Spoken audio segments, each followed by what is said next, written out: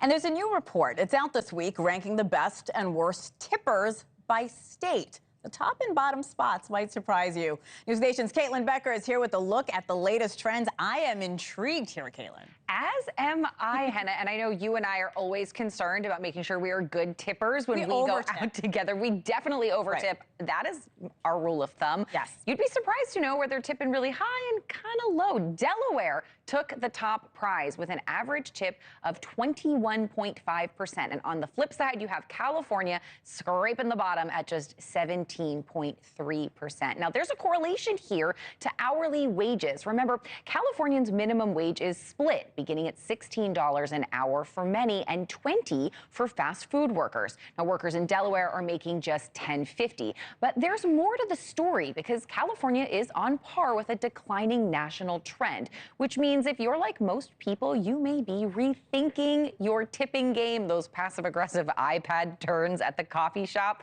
certainly come to mind. Finance expert Baker Machado says tipping may be going through some changes, but don't ditch it just yet. Even though prices have gone up in a lot of places, your server's paycheck still depends on your generosity. So how much should you tip? As a rule of thumb, tip at least 20%. For stellar service, bump that up to 25%.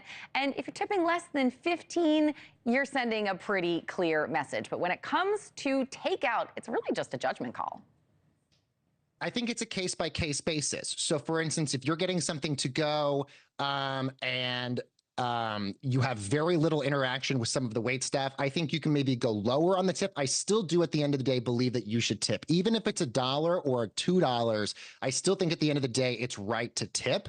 Obviously, if you're getting tremendous service from whoever you're getting service from, you would obviously tip more. But even if it's to go, I think even the norm, depending upon what you're getting, $1 or $2 really should be looked at as what you should be doing.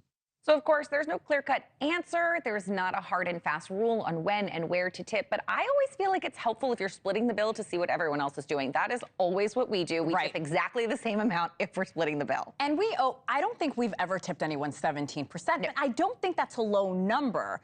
But from this report, there are apparently differences between older tippers and younger tippers, Caitlin? Yeah, Hena, I was really surprised to learn that tipping isn't the norm among younger generations. Over half of my generation, where the millennials and Gen Zers say that they don't feel the need to tip for things like takeout. In one study, 41% think tipping just isn't necessary for minimal service. Restaurants are also increasingly rolling in service fees to those menu prices that kind of eliminates the need to tip if you know they're on the bill there. And then, of course, there's the debate about whether tips should be taxed, with both presidential nominees agreeing that no, they should not be, since service workers rely on them to make up the bulk of their at-home pay. So tipping habits definitely in flux here, Hena, but we are not Europe just yet.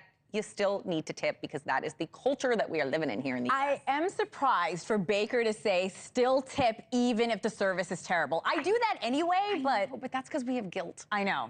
I'm still going to tip you. I'm still going to tip you. Caitlin Becker, thank you so much. Thanks for watching. Go to joinnn.com to find NewsNation on your television provider. And don't forget to click the red subscribe button below to get more of NewsNation's fact-driven, unbiased coverage.